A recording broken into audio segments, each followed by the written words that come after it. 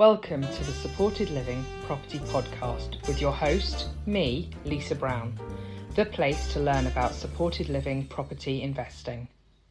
Hi Christine, it's great to have you here today. Thank you for joining us. For people who don't know you, do you want to introduce yourself and tell people a bit about what you do? Yep, certainly, Lisa. I'm Christine Edwards Daem. I'm the CEO of the Kent Autistic Trust, but I'm also very active nationally through the Autism Alliance as a board member there, but also locally in Kent and Medway through the Kent Integrated Care Alliance, where I'm a director as well. So many different hats that you bring to this, lots Yeah. of experience. Lots of influence we'd like to have, don't we, to make things better and improve things for Absolutely. people. Yeah, really, really important. And so it's really great to have you here with all that different experience. For thinking about, obviously your focus is on autistic people and on we're talking here to talk about housing, and I think there's a lot of misconceptions around that and the kind of housing that is required. And obviously it's not a one size fits all, is it? I think that's one definite thing to say. Totally right. Yeah. But what's worked and what hasn't worked for the people you support, would you say, when we're thinking about housing? What kind of things are working and aren't Well, working? I think I'm glad, Lisa, you're saying not every whatever is proposed is right for everybody, and we have to be really mindful about that. People tend to fall into that trap of saying that's what we need to do, and absolutely right. However, there is a certain formula that has been working for the client group that we support, and these are autistic people with more complex needs, and that includes quite significant learning disability at times and other related issues. So for that group especially, the only type of accommodation that was available to them was actually the registered care. And ironically, that was on the whole mostly actually shared. And when you have impacting behaviors, that's the worst thing you could do, possibly. So these are some of the things that really encourage us to look at other options. And including also people, it's okay for people to share perhaps in their 20s. We all have done it. But then you become, somebody that wants to make more decisions, perhaps better decisions about themselves. And then the option of communal living is not really something that really works. So and also it's about status as well. You grow up and then do your own thing, and therefore those were all the elements that we felt were really important to consider when we were looking at better accommodation and better futures for people. So yes, and equal rights, I suppose, that comes really much into this, doesn't it? There's not just one choice for people. There's several choices, and that's definitely one of them, and it should be. So we set out our path very early on in the early 2000s, where we were the first provider, charity, to apply for the then, and I think it was the enhanced housing benefit, i.e. exempt accommodation. We were one of the first ones to do it. So we started early on thinking this is the right way forward. Now we have 5 cluster developments, and we feel very much a cluster development works. Just as flat in the community may work as well for some people, but for us, especially for our group of people that where this option of more autonomous living was not available, this is the best way forward for them. Not only gives the Sorry, when people are listening, some people might not be familiar with that term, a cluster development. So what do you mean by that, Christine? Okay, sorry. Yeah, well, cluster development means there's more than 1 or 2 accommodation types together. That would allow for flexible staffing. So you have more robust staff team because you will have familiar staff available to people. It will make for a more robust staff team as well, in the sense that they have a lot of variety. So they don't do in, day out the same job, have the same challenges. They have different ones, and therefore helps with staff retention and continuity. But also it gives them opportunity for social opportunity, because in every cluster, so on the whole, our clusters look mostly are 6 flats together. We also have a communal area, so communal opportunity. So people who choose to be part of perhaps something you put on the day, something social, or choose to venture out in a more social setting, they can. They're not deprived from that. Because don't forget, living in a more autonomous environment may also, feel or look or give cause to being lonely. And obviously, we don't want that either. We're humans, autistic or not autistic, you still want others around you. Sometimes it doesn't work very well, but other times it really works for you, and that opportunity needs to remain there. So cluster development gives you that opportunity as well. And so you've got a few of these cluster developments and you're finding that's working really well for, Yes, it really is. Yeah, but also from a staff retention point of view. And that's really interesting as well, because that's obviously a big issue for a lot of providers at the moment, isn't it? Is staff retention. it What really is. Yeah. what kind of models were not working, or what would you say doesn't work so well? I think a standalone accommodation for somebody who is, I would say, highly complex is always extremely challenging because of the staff issue. Hmm. So there is a small pool of staff that is available to this one particular person with very specific needs. That makes you highly vulnerable. It gives some other bonuses, i.e., there may be less impact on other people because they are standalone. However, our developments are designed with that in mind as well. So we do have one or two points of accommodation in the cluster that will have will be really robust in terms of noise reduction, and will also be robust in terms of the environment, so flush ceilings, flush floors, no radiators or on the floor heating, and also have utilities outside the flat so that we can switch them off or reduce impact should the person be be in such a distressed state that they could affect that and actually put themselves and others at risk. So we do have one or two flats always available in that cluster that would make sure that we could cater for people that have more, yeah, more difficult needs. But also, I think you need to keep in mind that those flats on the whole need to have um, enough robustness so that it can also withstand a period of difficulty. Everybody can go through a difficult stage. Everybody can have really a setback.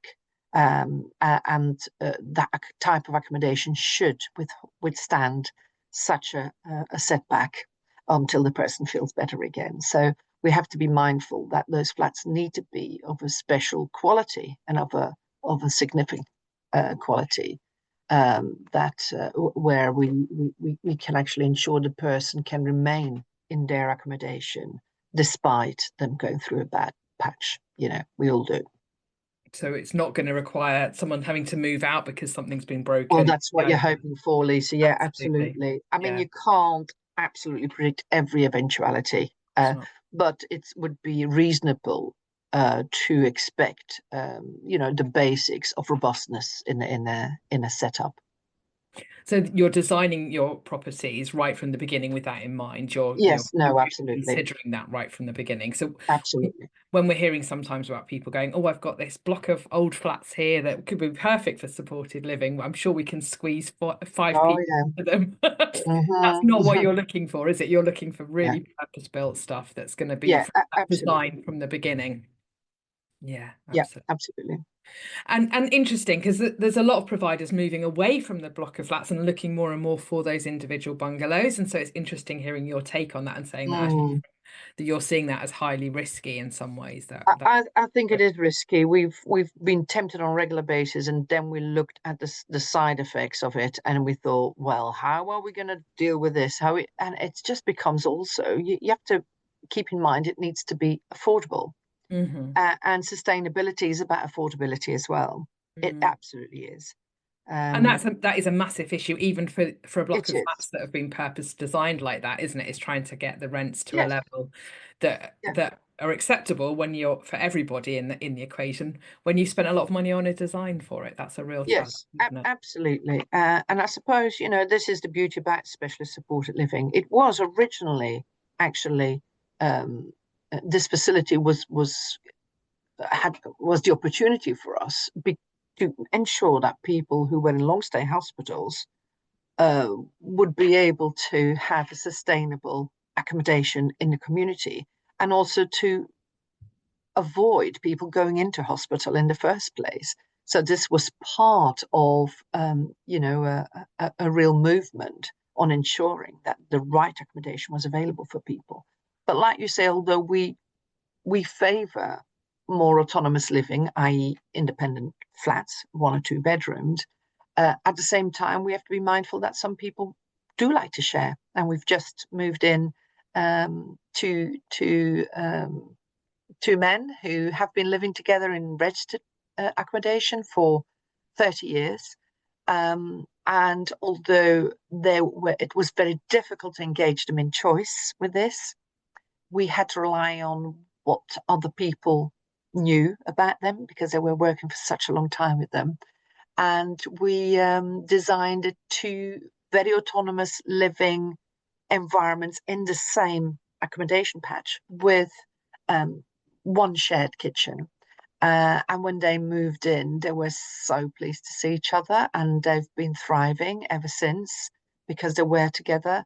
So we have to be very mindful. We can't exclude our autistic community from the same rights of for everybody else who may want to live together.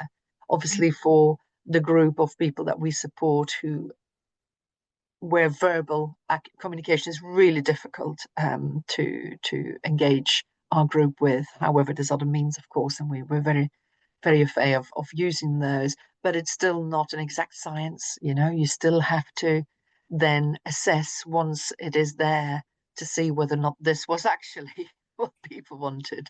So I'm glad to say on this occasion absolutely was. And they've been extremely pleased they're together. That's amazing. And like you say, it's about that choice, isn't it? It's about giving people choice about who they want to live with, where they want to live, and not imposing that. And that's very difficult, isn't it, when local authorities are kind of putting forward. We're hearing about some local authorities who are saying you have to come with a property to apply to be on our framework, and you have to have a property ready to go. Well, that's not going to give anybody choice, is it? Because your approach is that you've got to squeeze someone into that property that you have available. Exactly, exactly. And I suppose it is about controlling budgets. The other side, of course, isn't it? And local authority tend to, if there's no money, to trying to control everything. Mm. And sometimes that's not a good idea because you get worse outcomes for people, and that's going to cost you more. We have to be very mindful of bad mistakes because they are inevitably extremely costly. Hmm. We know how that can go wrong. So Absolutely. Absolutely. You mean not getting it right for someone and then someone ending up in a hospital setting or a treatment setting absolutely, unit. yeah, Yeah. yeah. And there's a human side of this. If you get it wrong, people suffer. It's as simple as that, and we have seen that as well. People suffer, Mm. and that's not why we're here. We're here to have enhance people's lives and get better outcomes. But Absolutely. yes, this type of accommodation, that specialist support living, gives us, and not just us, obviously, but the people we support, just a new chance of an equal life. And for me, that is really the most important thing. They have their status and have better care as well, because there is that psychological shift when a staff member walks into somebody else's house. There is that psychological shift of, oh, I am a guest here. Um, I'm I need to be humble. I can't just hang up my coat.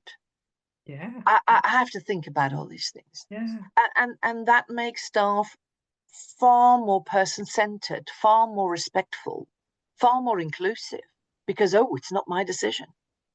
And that kind of psychological, physical barrier for me is extremely important, especially when we have people that may not be able to say that and advocate for themselves, Mm. because there is a verbal challenge and there's a communication challenge. So that all those things just are amazing, and I think, yeah, really exciting, and I hope this can continue for a very long time because there's an awful lot of people still in accommodation that is not suitable, and it, which is causing actually a lot of stress and unhappiness to some of our autistic community.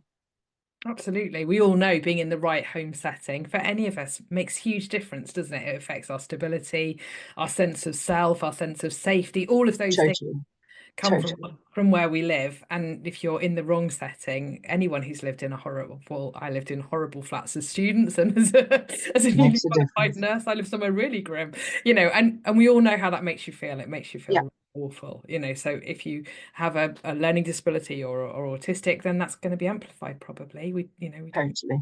it's very difficult, isn't it? So getting that right is so key. But we, like you say, we have so many people who are in the wrong homes, the wrong settings, or in unsafe, damp, dirty accommodation.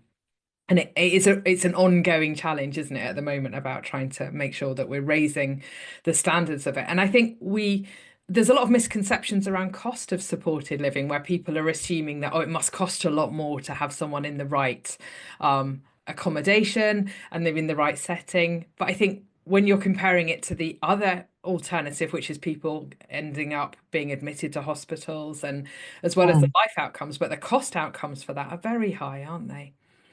Yes, yes, they are. I wouldn't say special support living is cheap. I mean, there are cheaper alternatives, such as just go on in a flat in the community and be supported there on the domiciliary care. It's cheaper, but not that's not right for everybody. And in fact, people who are more complex, more vulnerable, probably should not be in a flat in the community where they are not protected and respected and supported. So, so there are cheaper alternatives, but it's about what's right, having the right accommodation for to meet their needs, for people's needs, and give them a good quality of life. That is, the basics. So I wouldn't say it's cheap, but it's certainly not the most expensive alternative, and it sometimes has to be what's right for the person. So, and that is definitely for the community that we support, this is the right way forward.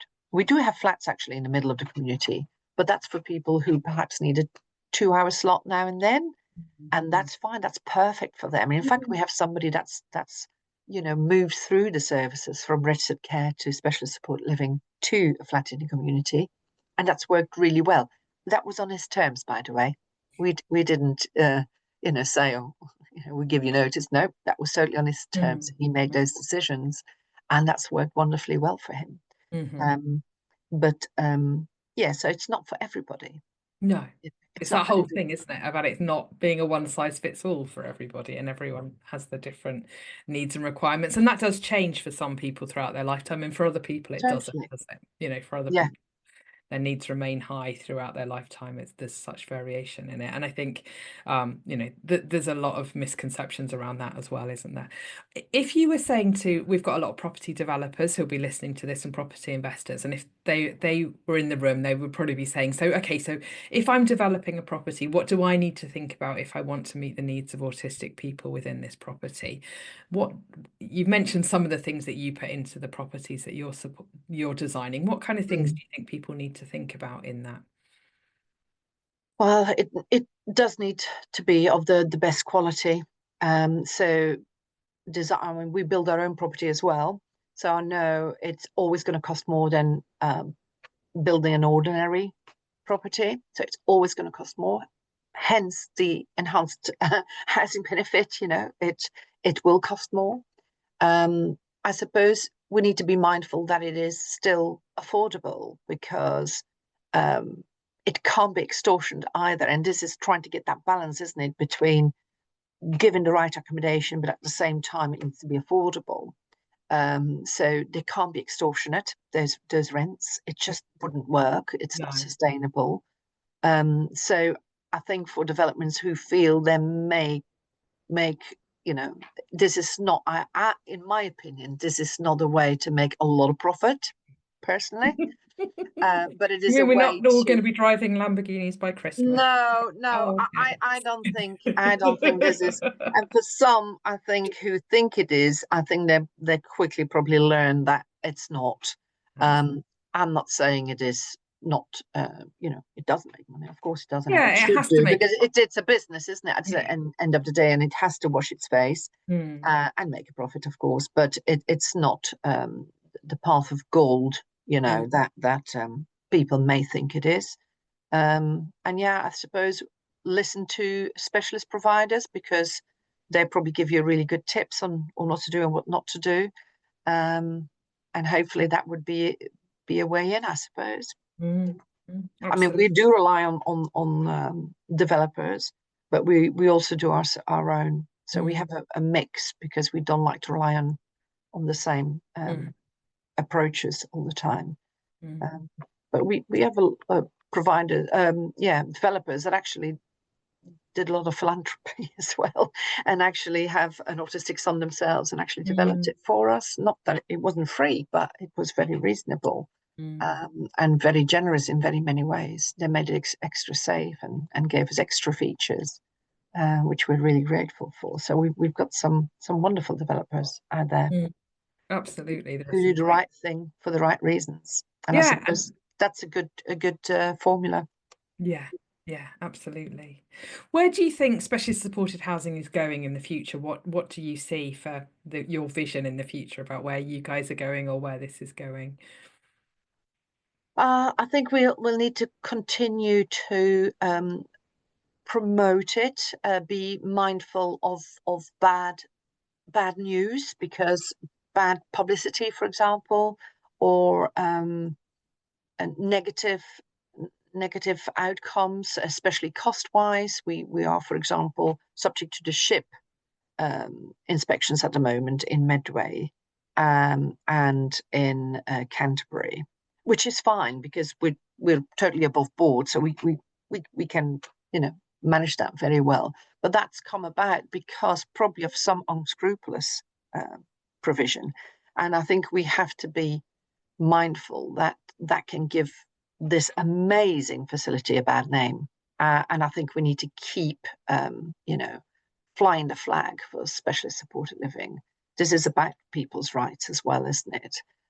Without and actually pushing, people that may give it a bad name out of this equation, because um, I suppose we don't want to be punished for providing what's right, when others may give us bad publicity around this amazing facility. Mm. I think you're very right. I think there's a lot of it's attracting a lot of different people into the It space at is. the moment, isn't it? And I think we're seeing some great people coming in for the right Yeah, reason. And as you yeah, said, there should be a we profit in it, really have. you Yeah, know. But at the same time, we are also seeing some of the wrong people coming into the space, causing problems and yeah, giving all of us a bad name and making life a bit more challenging when we're looking at submitting housing benefit claims and things like that, because you're up against the exactly. what's gone What's before gone you. before? What's gone before? Absolutely. So I suppose, yeah, I think we're all responsible to ensure that we liaise and work with people that are above board. Otherwise, we'll be very, we would put this amazing thing at risk, and we absolutely don't want to do that. I think the future is good, although there's a lot of challenges. Housing is a challenge on its own. Never mind for our community, but also for the mainstream. For any ordinary citizen, housing is an issue. So I think there's a lot of challenges. However, there's a lot of fantastic stuff going on. So I'm quite positive. Um, some local authorities, because of budget constraints, try to control some of it, which doesn't work well with this, or doesn't sit well with specialist support living, because this is about choice. This Mm, is about equal rights. This is about status as well. It's about equality. And therefore, we can't just shoehorn people in certain bits that we feel should be happening. And it's all nice to have good ideas, but at the end of the day, this is about choice. And we need mm, to be really mindful of that as well. I mean, there's CQC may has an interest in specialist support living. Are there compliance restrictions going to make it more restricting? And really, the opposite should be true here, because this is about choice again. It's about giving people a lot of opportunity of different type of shapes and different type of accommodation that fits in the specialist supported living equation. So, should we be too dogmatic, too restrictive, too prescriptive? I feel that would be a terrible thing.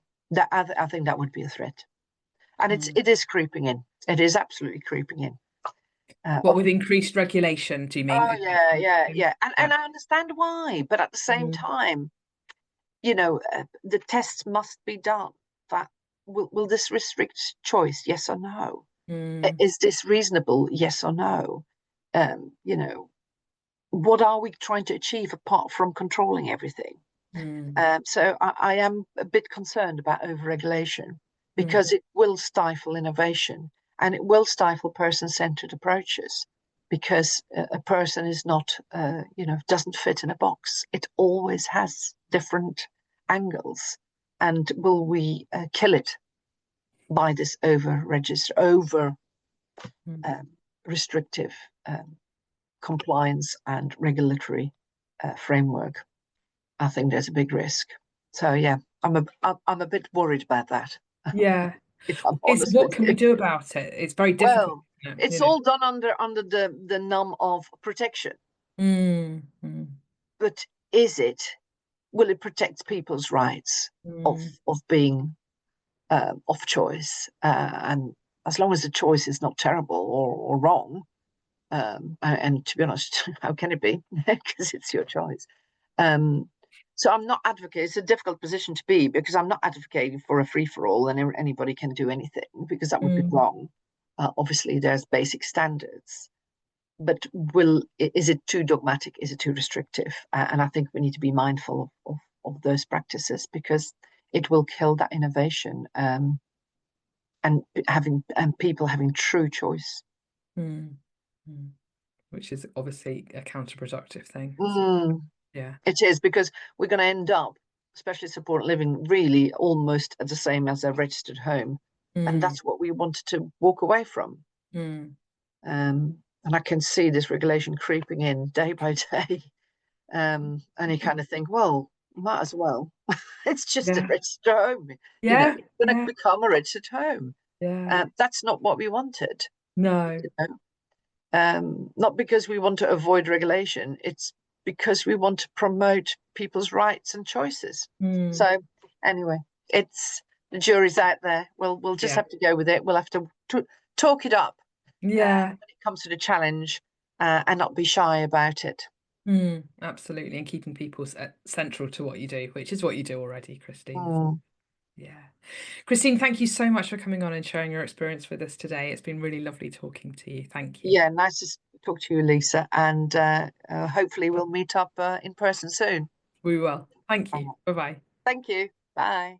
Thank you for listening to this episode. If you enjoyed this content and are looking to learn more, make sure you check out all the free resources at www.supportedlivingproperty.uk. On this website, you can also find out what we do in the Supported Living Property Network, our unique membership community for property investors and supported living providers.